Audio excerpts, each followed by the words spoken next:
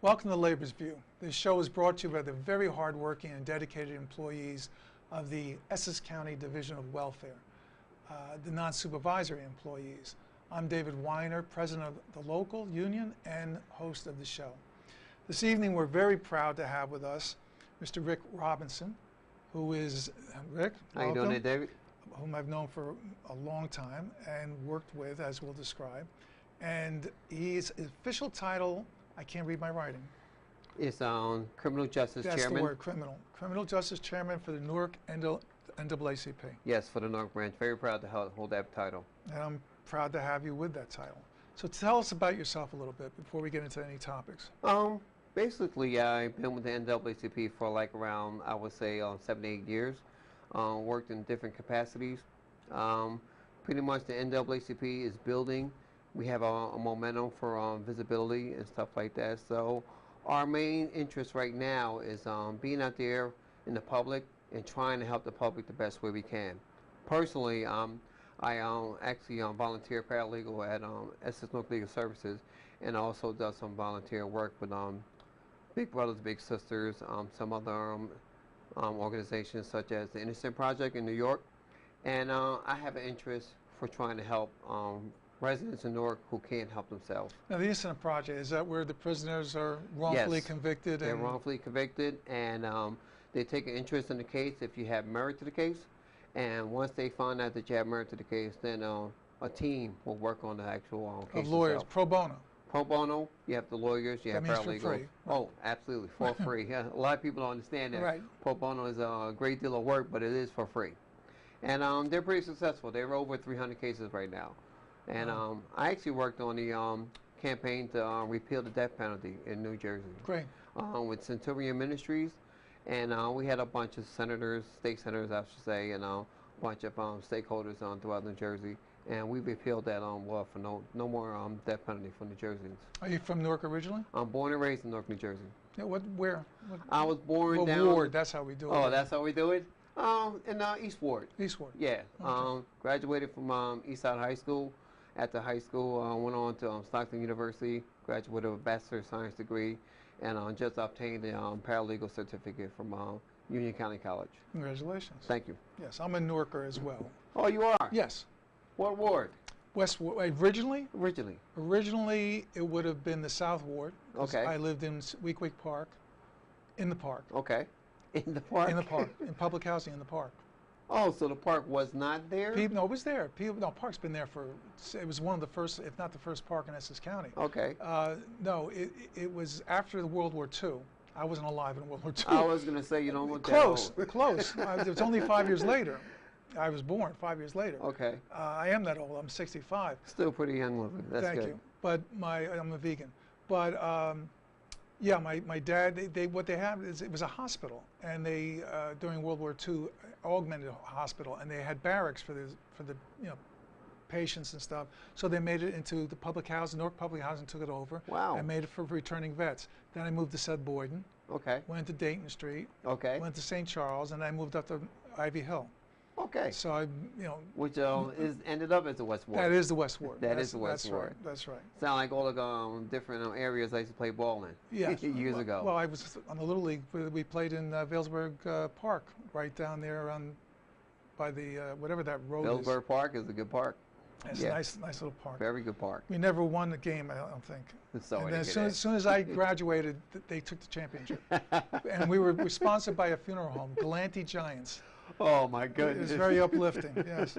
Anyway, so some of the issues you're working on now. One is, I think, fascinating, and I didn't even know this existed. And I'm really involved in Newark, as you know, in so many social levels, societal levels, being what I do. Mm-hmm. But I didn't even know 10 cities existed in Newark. What's the deal with that? They do. A couple of people. I represent the NAACP, and we had some other membership organizations that went down there to actually look at the situation regarding the homeless. And it's such a depressing situation, but what we envisioned was the actual setup of homes and the tents as a tent. So those encampments pretty much had around a good 20 to 30 people living there. Let's tell people where this is. It's actually in Newark, and it's actually close to an area. It's really hard because of the McCarter Highway right there in that area. But It's by the river. yeah, it's by the river, and you have a whole bunch of, you have the FAI building over there. You have a couple of, but that highway, McCarter Highway, is really dangerous. But these people live over in that area by the river, and is somewhat deplorable. Recently, somebody passed away over there, so we're trying to get information pertaining to what exactly happened, so we can get that information to a kin or somebody who's close to the person, because once you see something like that, it pretty much, it literally turns your stomach. But we're trying to do the righteous thing. We are not just the NAACP, but the War Against Poverty Coalition. We participate in trying to right some social wrongs, and that's one of the things that we're working on. The situation is somewhat a little bit convoluted, but we're able to get little pieces at a time, and when we get a complete or the entire situation involving information, then we'll relay that information on to the kin or the person who's close to the person who passed away. Now, I'm told some of the folks that live there, actually, they're employed. They work. Some of them do work. The whole situation with that is that they work, but they don't make enough for adequate housing for themselves. So that's why they live over there in the tent situation with the encampments. They are trying to get people to do better things over there. I know that they have some initiatives in the city regarding trying to house the people over there, but we don't know how that situation turned out. And for us, the War Against Poverty Coalition and the NAACP, we're actually trying to help out individuals. The other situation will be left up to either the city or the county. Now, tell our viewers about the War Against Poverty Coalition, which our local belongs to. Yes. And actually meets here. Very proud to be a part of that. We actually, the War Against Poverty Coalition speaks about different situations regarding the negative effects of being in poverty. The poverty situation in New Jersey is very prevalent, and we actually try to, I say, partner with some other organization and then try to help the people that are, pretty much in a poverty situation. So Newark having one of the highest poverty levels in the state. Absolutely, and the sad situation is that just like the homeless, individuals, some people feel like they don't have a place to go or they don't have a voice, and our coalition, which is with some other organizations as well, we try to give them that voice, and we try to make their situations heard. And it's not an easy situation, trying to right some wrongs, but we put in the time to do this, and we have some very committed organizations and some very committed people. Now, another issue that's very big on your agenda is the issue of police brutality. Yes, there was a recent big march that was sponsored by the POP, People's Organization for Progress. Larry Ham. Right, Mr. Larry Ham, yes. It was a fantastic march.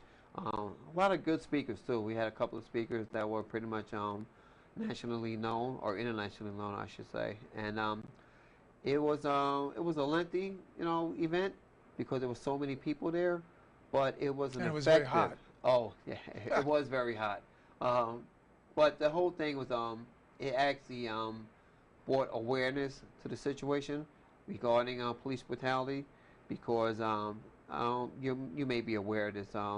The Department of Justice did a recent conducted a study and found that the Newark Police a couple of years ago was in violation of numerous civil rights violations and human rights violations.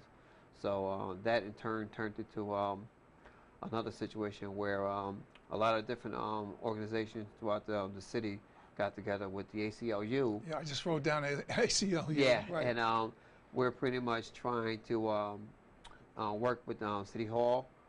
Mayor Ras Baraka has, put forward an executive order, and we're trying to work with that situation, trying to develop some kind of way to establish Newark's first Civilian Complaint Review Board.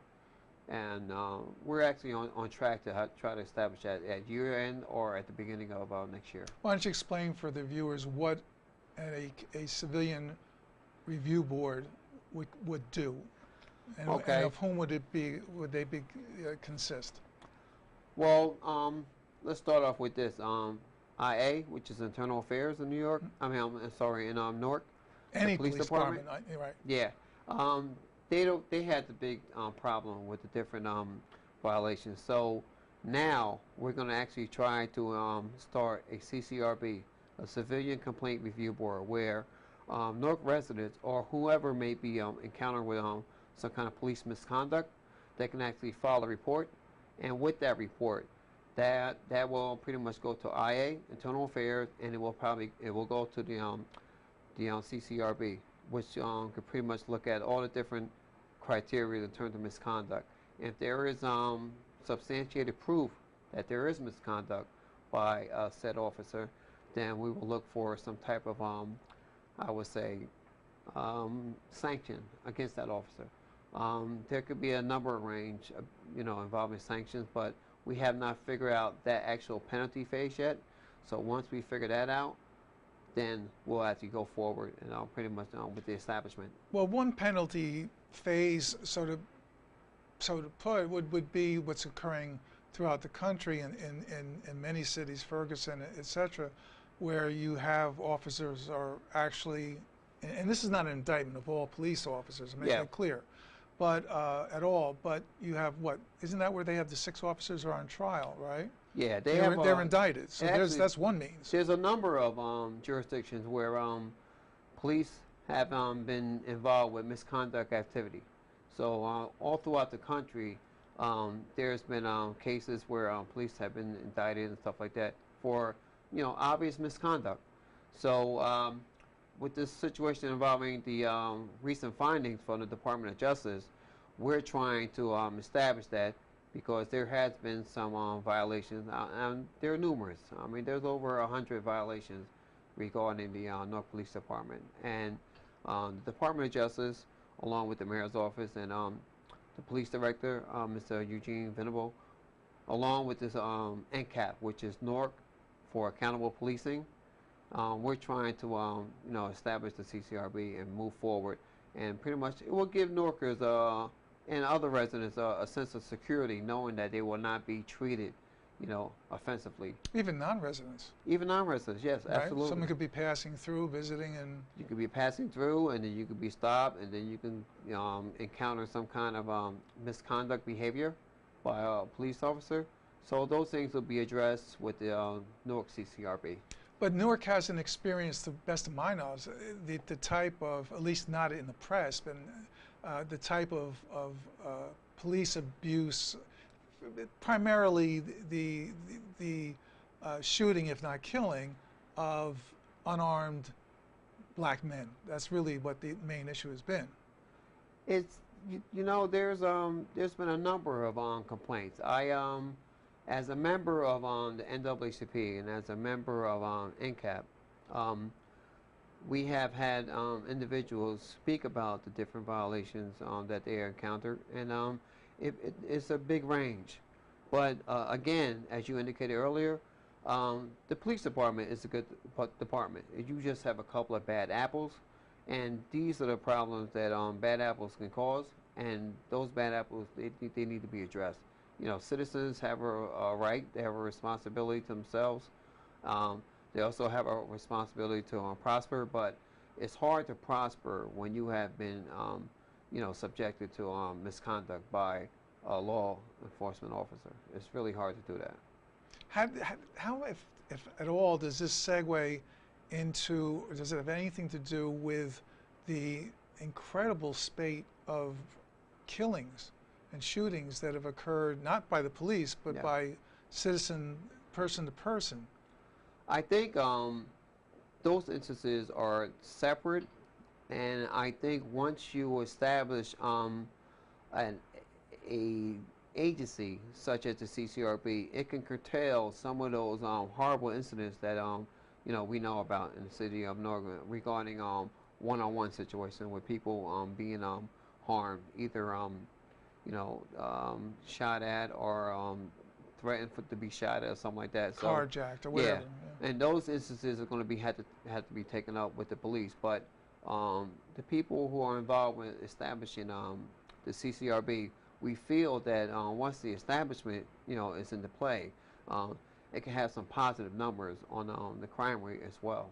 So there would be two avenues then, I would imagine. One, of course, is one I mentioned, which is the legal avenue, such as in Ferguson, where if the officers are deemed to have allegedly broken one or more laws, then they can be indicted and they can be tried and punished in that respect. Yeah. But if it's short of that, then I imagine there are already internal mechanisms within the police department for discipline, as there would be in any public sector, such Yes. as I represent people, and I'm the one who has to represent people, some of whom exactly have the attitude you're talking about. Not anywhere near the majority, but there's always a small little crew, and they're usually repeat offenders, Yeah. and we have to defend them all the time, and they make it bad for everybody else because people generalize and say that's what all of those workers are like.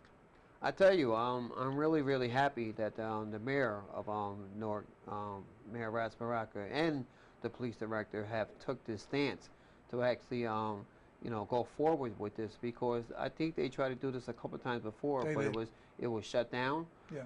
So you really have to give them their accolades in terms of trying to establish something that is pretty much in the area of fairness, because individuals who have been, as I said earlier, who have been subjected to abuse, it's not just that actual piece of that actual segment.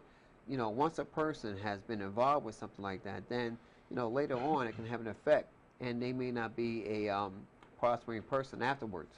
So I think what they're trying to do is the mayor and the police director, along with NCAP, is to try to put together this agency and pretty much be a monitor or watching over, making sure that nothing happens, so we can have some more productive individuals in the city. If it does, it can be Oh, reviewed absolutely. and then pursued if it's found to be illegal. Just as a quick aside, one of the reasons I'm here, besides being on this earth, is my mother. And because my mother was in the late 50s, in the early 60s, she was night director, she was a nurse, of the old Martland Hospital. Goodbye, this is my computer. Okay. And the old Martland Hospital is over where the newer, where's the little red building? The little red building. Yeah, my parents are from Newark, and they actually told me about old Martland Hospital. Well, my mother was the night director in charge of the whole place. She was 5 feet tall. Okay. And she and my father were very much involved with civil rights, CORE, NAACP, back in the 50s. And she actually lost her job because she was telling the administrators of the hospital, well, first she was telling the police who brought in prisoners, some of the police would beat the prisoners for confessions or whatever right there in the hospital. And she says, no, you don't, and she got, and eventually they used a Cuban doctor who just came over, ironically in this day and age, just came over because of Castro, came over and used him to testify against her. Wow. And she lost her job because she stuck up for the prisoners being beaten. So it's nothing new. No, it's quite nothing new. The thing is, you still have misconduct that's in play regarding officers who are on the force now. You had a recent study that was conducted by the Department of Justice, and that pretty much was proven in terms of misconduct in a high degree of numbers. So the NAACP, we have a bunch of people file complaints and stuff like that. We actually look at the actual complaint and see if it's legitimate, see if it has merit. The other individuals in CAP, they are pretty much on the ball with the situation. And again, I think our mayor, Baraka, and the police director, Eugene Venable, they're pretty much visionaries with the whole situation, because they understand. They have an internal, I would say, understanding of the situation, so they know. And this is why his executive order, the mayor's, is pretty much going to go forward. Well, Roz would have a particular experience with that, having been the principal of one of the largest high schools in the city of Newark, being Central High, right? Yeah. Being a principal, because you know, he was a great educator, for one, I understand. A lot of people have a great deal of respect for him when he was in the principal. Now he's the CEO of our city. So that thinking that he had in the past regarding trying to help individuals who've been pretty much found to be subjected to some kind of abuse, it's comprehensible to him. So this is what we have the CCRB going forward. Now let's get parochial. Let's talk about Parochial. I'm a public school guy. Actually, I was both. I ended up going to Seton Hall Prep, but I did go to Mount Vernon, and where actually unfortunately those 4 kids that were murdered, that big story, one of the Hightower, her mother was our union member. She retired, but she was a clerk at the Division of Welfare. Very, very nice lady. She's doing great stuff. She started an organization with other mothers that were victims of children dying and stuff. Yeah, she's doing great stuff. God bless her. Yeah, she's a great lady. She went through a lot. She went through a lot of stuff. So I got to have her on soon. Division of Welfare. Now, the other organization you spoke of, which we belong to, and which meets here in our office, what, about once a week, is it? Or yeah. Yeah. We have some very interesting meetings here, and the information we receive regarding different organizations or different agencies is somewhat surprising. We were not aware of some of the recipients who received benefits from Essex County Division of Welfare were pretty much treated unfairly, and the reason being is because of the situation involving case banking. Case banking is a software or a system that they had just implemented like a couple of years ago. No, less. Less than that? Yeah. December of last year. Wow. Well, being a paralegal at Essex Legal Services, and you know, as a high member of the NAACP in Newark, we actually get a lot of complaints regarding people not being able to get their benefits or being sanctioned for no reason. And it's pretty much indicative that they don't do anything that warrant that, and it's because of the system involving case banking. You have first of all, you have the recipients who are being treated awfully, and then you have the actual workers there. It is not their fault. It's the actual software that they implemented, and it's now working to high efficiency. And I think Essex County Division of Welfare has the highest count in terms of you know, people involving recipients. We are the largest in the state of New Jersey, and we have been the 10th largest in the nation. 10th largest in the nation. We're bigger than many states. One county. Yes. In fact, 1 out of every 5 residents of Essex County is in one shape or another, one fashion or another, a client of the Essex County Division of Welfare. So that means it's not relegated simply to Newark, East Orange, the urban areas. We have clients all the way up into Roseland and West Orange, and believe it or not, Short Hills, because they're, you know, especially since the crash of 2008, a lot of people fell on hard times that normally would have looked down upon the system. Now they have to rely upon it. And to expound a little bit more, case banking, you're right. CAS was a computer system the state was supposed to develop. It never did. It failed, and they fired Hewlett-Packard, and because they were the ones who were supposed to be putting it together. They were the provider. Right, but case banking basically changed it from you go in, you're a client. You know you have a worker assigned to you before the case banking. You have a worker assigned to you. When you have a problem, you go to see that worker. When you have to do what they call a redetermination, where you have to tell your circumstances once a year to see if everything's changed, you see that worker. If they're there, if not, then you see one of their coworkers. Under case banking, you don't have a worker assigned to you. You don't have somebody you know specifically. So you go in one day, you see somebody, another day you see somebody else. People are losing paperwork because of the lack of the computer system, the lack of filing system, and the shortage of employees.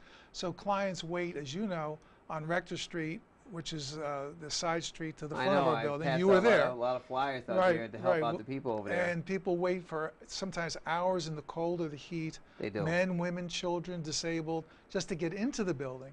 then they have to wait again in client waiting rooms, in the hallways, and all the way up to the stairwells.